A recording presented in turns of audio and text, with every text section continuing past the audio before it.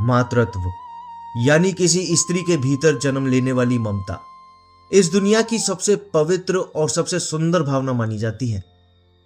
लेकिन जरा सोचिए, जब यही मातृत्व किसी स्त्री के जीवन में एक कभी न भरने वाला खालीपन या एक टीस बन जाए, क्या एक सूनी गोद की पीड़ा किसी इंसान को इतना कड़वा बना सकती है कि वह एक मासूम के निश्चल प्यार को भी नफरत की नजर से देखने लगे।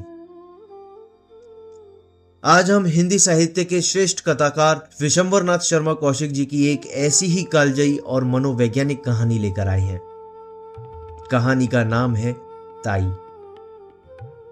यह कहानी सिर्फ एक घर की कहानी नहीं है, बल्कि मानव मन की उन गहरी और उलझी हुई परतों का दस्तावेज है जहां ईर्ष्या और वात्सल्य के बीच एक खामोश लेकिन बेहद दर्दनाक जंग चलती रहती है। तो चलिए सुनते हैं विशंबरनाथ शर्मा कौशिक जी की लिखी कहानी ताई। वाचन आपके अपने आशुतोष शर्मा की आवाज में है।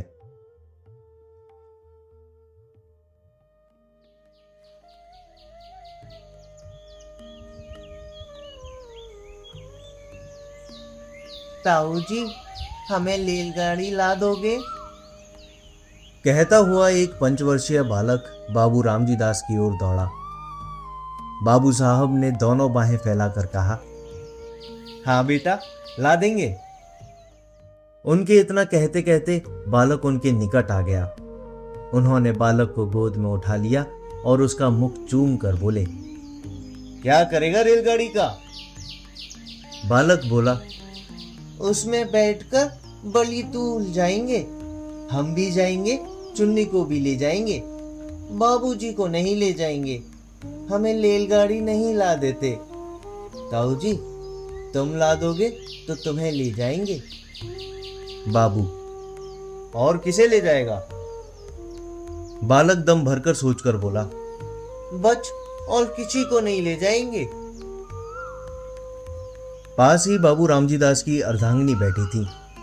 बाबू साहब ने उनकी ओर इशारा करके कहा, और अपनी ताई को नहीं ले जाएगा? बालक कुछ देर तक अपनी ताई की ओर देखता रहा। ताई जी उस समय कुछ चिड़ी हुई सी बैठी थी।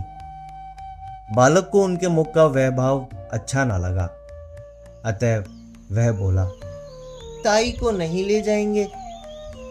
ताई जी सुपारी काटती हुई बोली, अपने ताऊ को ही ले जा, मेरे ऊपर दया रख। ताई ने यह बात बड़ी रुखाई के साथ कही। बालक ताई के शुष्क व्यवहार को तुरंत ताड़ गया। बाबू साहब ने फिर पूछा, ताई को क्यों नहीं ले जाएगा? बालक, ताई हमें प्यार नहीं करती। बाबू, जो प्यार करे तो ले जाएगा। बालक को इसमें कुछ संदेह था। ताई के भाव देखकर उसे यह आशा नहीं थी कि वह प्यार करेंगी। इससे बालक मौन रहा। बाबू साहब ने फिर पूछा, क्यों रे, बोलता क्यों नहीं? ताई प्यार करे तो रेल पर बिठाकर ले जाएगा। बालक ने ताऊ जी को प्रसन्न करने के लिए केवल सिर हिलाकर स्वीकार कर लिया, परंतु मुख से कुछ नहीं कहा। बाबू साहब उसे अपनी अर्धांगिनी के पास ले जाकर उनसे बोले, लो, इसे प्यार कर लो तो तुम्हें ले जाएगा। परंतु बच्चे की ताई श्रीमती रामेश्वरी को पति की यह चुगलबाजी अच्छी ना लगी। वह तुनक कर बोली, तुम ही रेल पर बैठ कर जाओ, मुझे नहीं जाना है। बाबू साहब ने रामेश्वरी की बात पर ध्यान नहीं दिया। बच्चे को उनकी गोद में बिठाने की चेष्टा करते हुए बोले, अरे प्यार नहीं करोगी तो फिर ये रेल में नहीं बैठावेगा, क्यों रे मनोहर? मनोहर ने ताऊ की बात का उत्तर नहीं दिया। उधर ताई ने मनोहर को अपनी गोद से ढकेल दिया। मनोहर नीचे गिर पड़ा। शरीर में तो चोट नहीं लगी, पर हृदय में चोट लगी। बालक रो पड़ा। बाबू साहब ने बालक को गोद में उठा लिया, चुमकार पुचकार कर चुप किया और तत्पश्चात उसे कुछ पैसा तथा रेलगाड़ी ला देने का वचन देकर छोड़ दिया। बालक मनोहर भयपूर्ण दृष्टि से अपनी ताई की ओर ताकता हुआ उस स्थान से चला गया। मनोहर के चले जाने पर बाबू रामजी दास रामेश्वरी से बोले, तुम्हारा ये कैसा व्यवहार है? बच्चे को ढकेल दिया, जो उसे चोट लग जाती तो? रामेश्वरी ने मुंह मटका कर बोला, लग जाती तो अच्छा होता। क्यों मेरी खोपड़ी पर लादे देते थे? आप ही मेरी खोपड़ी पर डालते थे और अब आप ही ऐसी बातें करते हैं। बाबू साहब कोड़कर बोले, इसी को खोपड़ी पर लादना कहते हैं? रामेश्वरी, और किसे कहते हैं? तुम्हें तो अपने आगे और किसी का दुख सूझता ही नहीं। ना जाने कब किसका जी कैसा होता है। तुम्हें उन बातों की कोई परवाह नहीं, अपनी चुहल से काम है बस। बाबू, अरे बच्चों की प्यारी प्यारी बातें सुनकर तो चाहे जैसा जी हो प्रसन्न हो जाता है, मगर तुम्हारा हृदय ना जाने किस धातु का बना हुआ है। रामेश्वरी, तुम्हारा हो जाता होगा और होने को होता है, मगर वैसा बच्चा भी तो हो। पराये धन से कहीं घर भरता है? बाबू साहब कुछ देर चुप रहकर बोले, यदि अपना सगा भतीजा भी पराया धन कहा जा सकता है तो फिर मैं नहीं समझता कि अपना धन किसे कहेंगे। रामेश्वरी कुछ उत्तेजित होकर बोली, बातें बनाना बहुत आसान है। तुम्हारा भतीजा है, तुम चाहे जो समझो, पर मुझे यह बात अच्छी नहीं लगती। हमारे भाग ही फूटे हैं, नहीं तो यह दिन काहे देखने पड़ते। तुम्हारा चलन तो दुनिया से निराला है। आदमी संतान के लिए ना जाने क्या क्या करते हैं, पूजा पाठ करते हैं, व्रत रखते हैं, पर तुम्हें इन बातों से क्या काम? रात दिन भाई भतीजों में मग्न रहते हो। बाबू साहब के मुख पर घृणा के भाव झलक आए। उन्होंने कहा, भाई पूजा पाठ व्रत सब ढकोसला है। जो वस्तु भाग्य में नहीं वह पूजा पाठ से कभी प्राप्त हो ही नहीं सकती। मेरा तो यह अटल विश्वास है। श्रीमती जी कुछ कुछ रुआंसे स्वर में बोली, इसी विश्वास ने तो सब चौपट कर रखा है। ऐसे ही विश्वास पर सब बैठ जाए तो काम कैसे चले? सब विश्वास पर ही ना बैठे रहे। आदमी काहे को किसी बात के लिए चेष्टा करे। बाबू साहब ने सोचा मूर्ख स्त्री के मुंह लगना ठीक नहीं, अतएव वह स्त्री की बात का कुछ उत्तर न देकर वहां से टल गए। बाबू रामजी दास धनी आदमी है, कपड़े की आड़त का काम करते हैं, लेन देन भी है। इनसे एक छोटा भाई है, उसका नाम है कृष्णदास।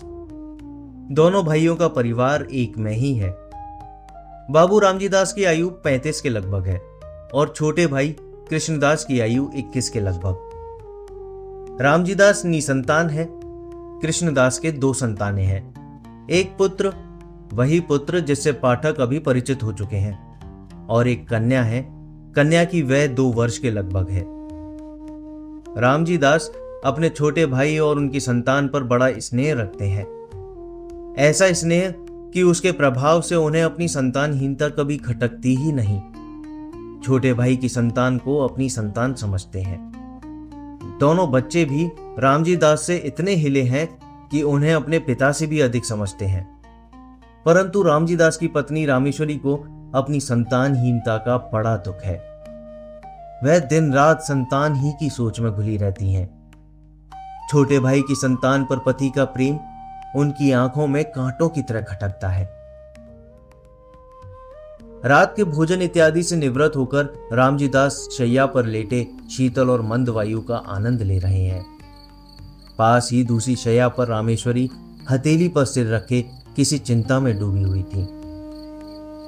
दोनों बच्चे अभी बाबू साहब के पास से उठकर अपनी मां के पास गए थे।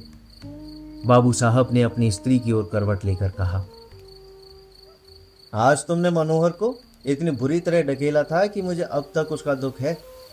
कभी कभी तो तुम्हारा व्यवहार अमानुषिक हो उठता है। रामेश्वरी बोली, तुम्ही ने मुझे ऐसा बना रखा है। उस दिन उस पंडित ने कहा कि हम दोनों की जन्म पत्र में संतान का जोग है और उपाय करने से संतान हो सकती है। उसने उपाय भी बताए थे, पर तुमने उनमें से एक भी उपाय करके ना देखा। बस तुम तो इन्हीं दोनों में मग्न हो। तुम्हारी इस बात से रात दिन मेरा कलेजा सुलगता रहता है। आदमी उपाय तो करके देखता है, फिर हो ना हो भगवान के अधीन है। बाबू साहब हंसकर बोले, तुम्हारी जैसी स्त्री से भी क्या कहूं। तुम इन ज्योतिषियों पर विश्वास करती हो जो दुनिया भर के झूठे और धूर्त हैं, झूठ बोलने ही की रोटियां खाते हैं। रामेश्वरी तुनक कर बोली, तुम्हें तो सारा संसार ही झूठा दिखाई पड़ता है। ये पोथी पुराण भी सब झूठे हैं। पंडित कुछ अपनी तरफ से बनाकर तो कहते नहीं है। शास्त्रों में जो लिखा है वही वे भी कहते हैं। वह झूठा है तो वे भी झूठे हैं। अंग्रेजी क्या पढ़ी, अपने आगे किसी को गिनते ही नहीं। जो बातें बाप दादे के जमाने से चली आई हैं उन्हें भी झूठा बताते हैं। बाबू साहब, तुम बात तो समझती नहीं, अपनी ही ओटे जाती हो। मैं यह नहीं कह सकता कि ज्योतिष शास्त्र झूठा है। संभव है वह सच्चा हो, परंतु ज्योतिषों में अधिकांश झूठे होते हैं। उन्हें ज्योतिष का पूर्ण ज्ञान तो होता नहीं। दो एक छोटी मोटी पुस्तकें पढ़कर ज्योतिषी बन बैठते हैं और लोगों को ठगते फिरते हैं। ऐसी दशा में उनकी बातों पर कैसे विश्वास किया जा सकता है। रामेश्वरी, सब झूठे ही हैं। तुम ही एक बड़े सच्चे हो। अच्छा, एक बात पूछती हूँ, भला तुम्हारे जी में संतान का मुख देखने की इच्छा क्या कभी नहीं होती? इस बार रामेश्वरी ने बाबू साहब के हृदय का कोमल स्थान पकड़ा। वह कुछ देर चुप रहे, तत्पश्चात एक लंबी सांस लेकर बोले, भला ऐसा कौन मनुष्य होगा जिसके हृदय में संतान का मुख देखने की इच्छा ना हो। परंतु क्या किया जाए, जब नहीं है और ना होने की कोई आशा ही है, तब उसके लिए व्यर्थ चिंता करने से क्या लाभ। इसके सिवा जो बात अपनी संतान से होती वही भाई की संतान से हो भी रही है।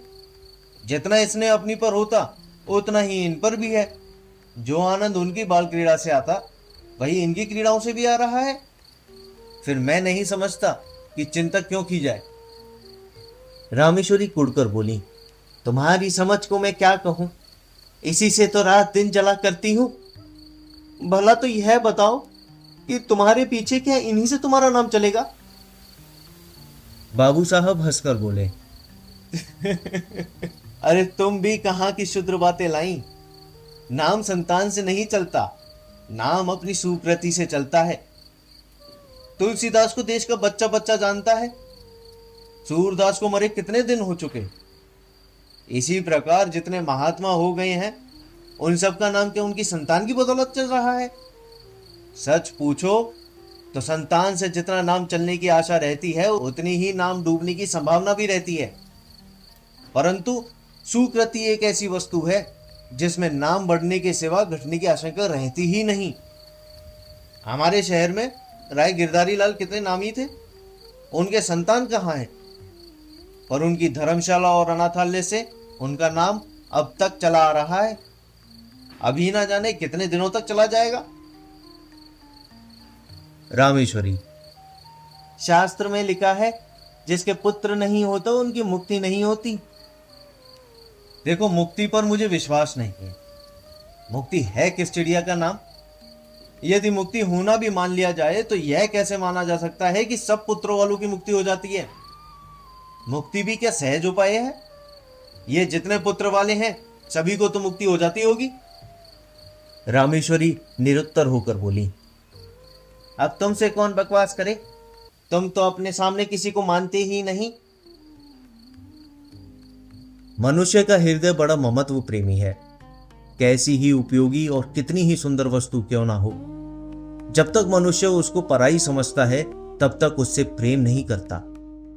किंतु भद्दी से भद्दी और बिल्कुल काम में ना आने वाली वस्तु को यदि मनुष्य अपनी समझता है तो उससे प्रेम करता है।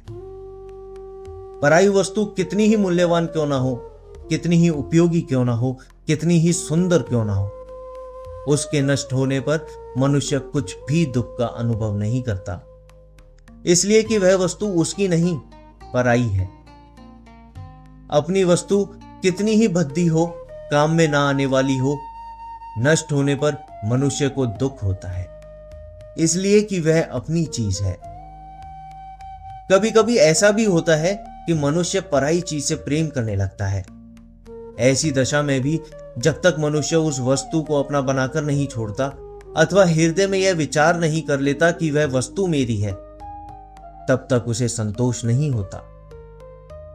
ममत्व से प्रेम उत्पन्न होता है और प्रेम से ममत्व। इन दोनों का साथ चोली दामन का सा है, ये कभी पृथक नहीं किए जा सकते। यद्यपि रामेश्वरी को माता बनने का सौभाग्य प्राप्त नहीं हुआ था, तथापि उनका हृदय एक माता का हृदय बनने की पूरी योग्यता रखता था। उनके हृदय में वे गुण विद्यमान और अंतर्निहित थे जो एक माता के हृदय में होते हैं, परंतु उसका विकास नहीं हुआ था।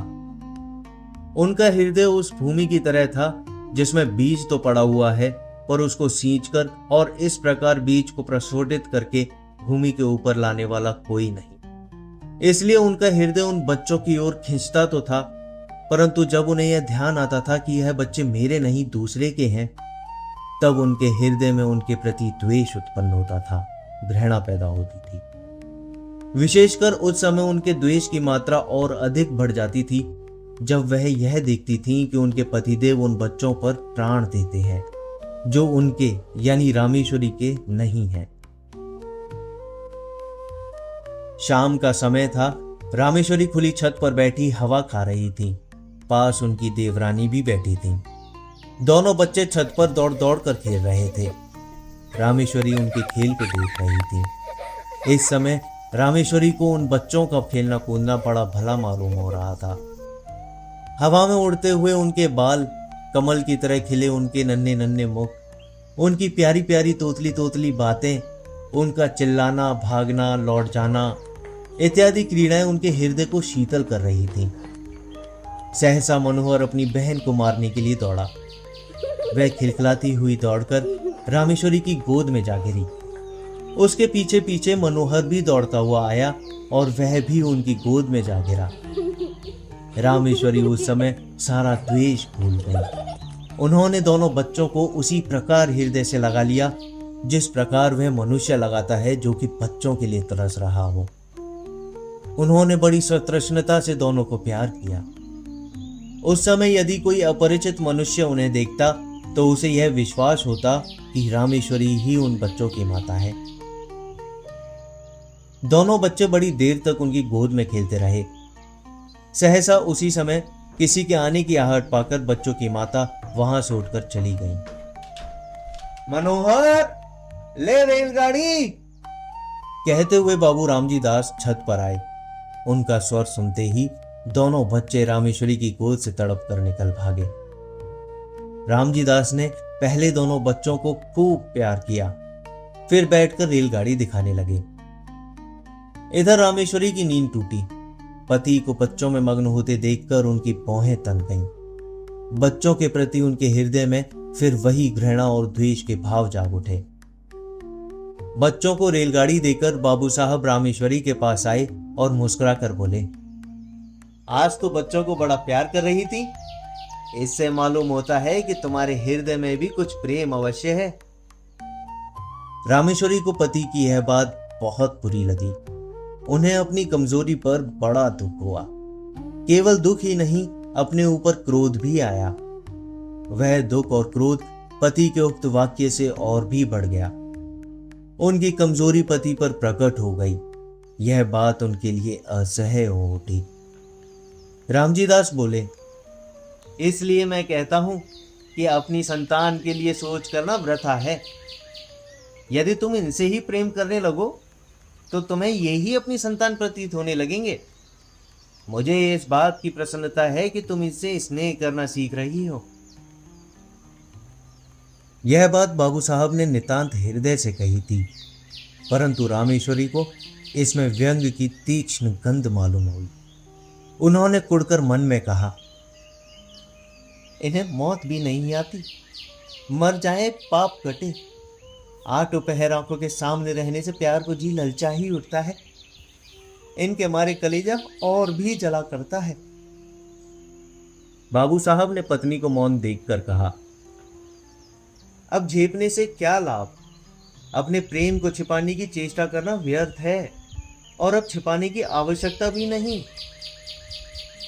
रामेश्वरी जल भुनकर बोली, मुझे क्या पड़ी है जो मैं प्रेम करूंगी। तुम्ही को मुबारक रहे।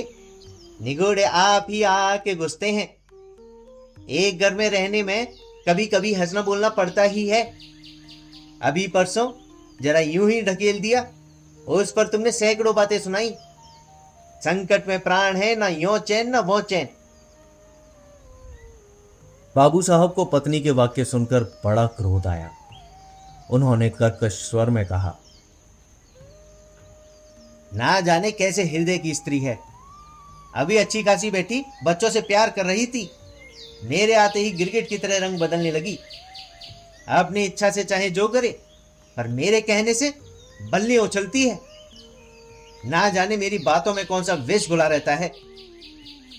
यदि मेरा कहना इतना ही बुरा मालूम होता है तो ना कहा करूंगा, पर इतना याद रखो, अब कभी इनके विषय में निगोड़े सिगोड़े इत्यादि अपशब्द निकाले तो अच्छा ना होगा। तुमसे मुझे ये बच्चे अधिक प्यारे हैं। रामेश्वरी ने इसका कोई उत्तर ना दिया। अपने शोक तथा क्रोध को वे आंखों द्वारा निकालने लगी। जैसे बाबू रामजी दास का स्नेह दोनों बच्चों पर बढ़ता जाता था, वैसे रामेश्वरी के द्वेष और घृणा की मात्रा भी बढ़ती जाती थी। प्राय बच्चों के पीछे पति पत्नी में कहा सुनी हो जाती थी और रामेश्वरी को पति के कटु वचन सुनने पड़ते थे। जब रामेश्वरी ने यह देखा कि बच्चों के कारण ही वह पति की नजरों से गिरती जा रही हैं, तब उनके हृदय में बड़ा तूफान उठा। उन्होंने यह सोचा, पराये बच्चे के पीछे यह मुझसे प्रेम कम करते जाते हैं, हर समय बुरा भला कहा करते हैं। इनके लिए बच्चे ही सब कुछ है, मैं कुछ भी नहीं। दुनिया मरती जाती है, पर इन दोनों को मौत नहीं आती। ये पैदा होते ही क्यों ना मर गए। ना ये होते, ना मुझे ये दिन देखने पड़ती। जिस दिन ये मरेंगे उस दिन घी के दीपक जलाऊंगी। इन्होंने ही मेरे घर का सत्यानाश कर रखा है।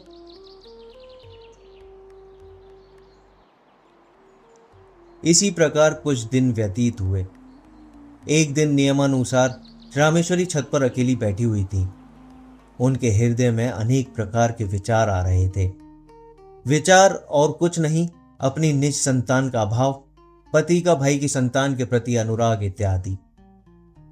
कुछ देर बाद जब उनके विचार स्वयं उन्हीं को कष्टदायक प्रतीत होने लगे, तब वह अपना ध्यान दूसरी ओर लगाने के लिए टहलने लगी। वह टहल ही रही थी कि मनोहर दौड़ता हुआ आया। मनोहर को देखकर उनकी भ्रुकुटी चढ़ गई और वह छत की चार दीवारी पर हाथ रखकर खड़ी हो गई। संध्या का समय था। आकाश में रंग बिरंगी पतंगें उड़ रही थीं। मनोहर कुछ देर तक खड़ा पतंगों को देखता और सोचता रहा कि कोई पतंग कटकर उसकी छत पर गिरे तो क्या आनंद आवे। देर तक गिरने की आशा करने के बाद दौड़कर रामेश्वरी के पास आया और उनकी टांगों से लिपट कर बोला, ताई, हमें पतंग मंगवा दो। रामेश्वरी ने झिड़क कर कहा, चल हट, अपने ताऊ से मांग जाकर। मनोहर कुछ अप्रतिभ सा होकर फिर आकाश की ओर ताकने लगा। थोड़ी देर बाद उससे फिर रहा ना गया। इस बार उसने बड़े लाड़ में आकर अत्यंत करुण स्वर में कहा, ताई, मंगवा दो, हम भी उड़ाएंगे। इस बार उसकी भोली प्रार्थना से रामेश्वरी का कलेजा कुछ पसीज गया।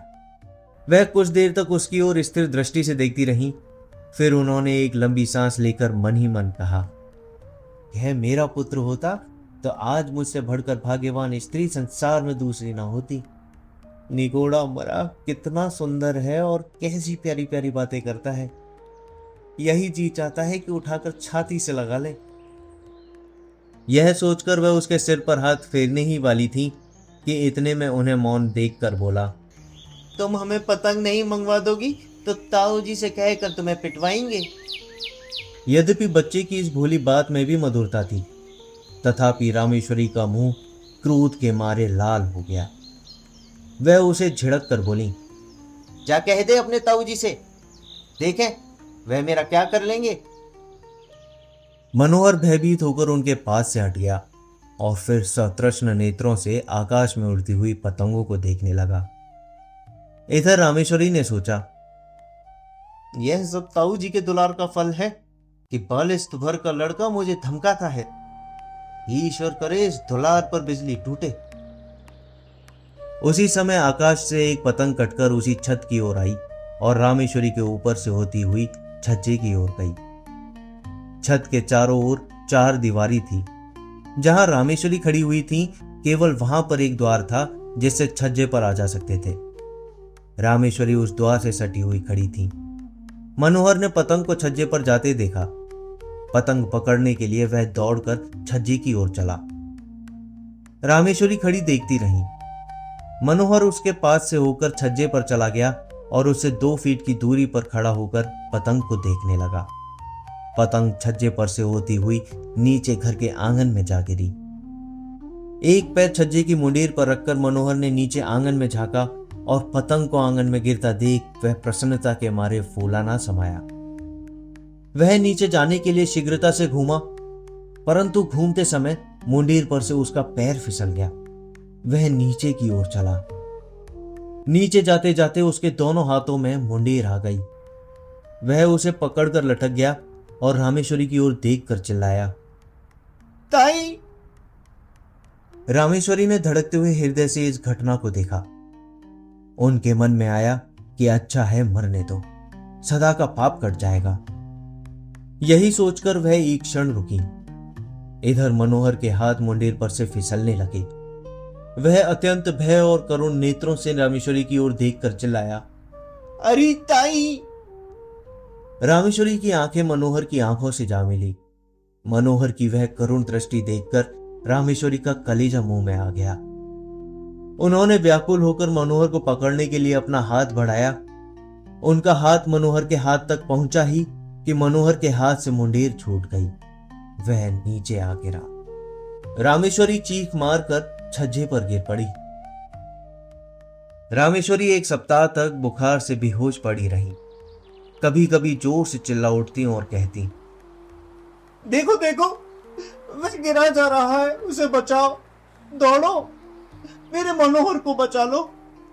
कभी वह कहती, बेटा मनोहर, मैंने तुझे नहीं बचाया। हाँ, मैं चाहती तो तुझे बचा सकती थी बेटा, देर करती। इसी प्रकार के प्रलाप वह किया करती। मनोहर की टांग उखड़ गई थी। टांग बैठा दी गई। वह क्रमशः अपनी असली हालत पर आने लगा। 1 सप्ताह बाद रामेश्वरी का ज्वर कम हुआ। अच्छी तरह होश आने पर उन्होंने पूछा, मनोहर कैसा है? रामजी दास ने उत्तर दिया, अच्छा है। रामेश्वरी, उसे पास लाओ। मनोहर रामेश्वरी के पास लाया गया। रामेश्वरी ने उसे बड़े प्यार से हृदय से लगाया। आंखों से आंसुओं की झड़ी लग गई। हिचकियों से गला रुक गया। रामेश्वरी कुछ दिनों बाद पूर्ण स्वस्थ हो गई। अब वह मनोहर और उसकी बहन चुन्नी से द्वेष नहीं करती और मनोहर तो अब उसका प्राणाधार हो गया है। उसके बिना उन्हें एक क्षण भी कल नहीं पड़ती।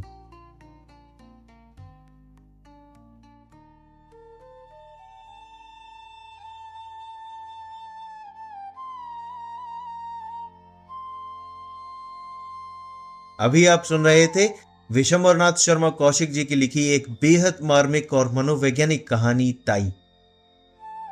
कहानी सुनते समय रामेश्वरी के किरदार को लेकर आपके मन में क्या चल रहा था?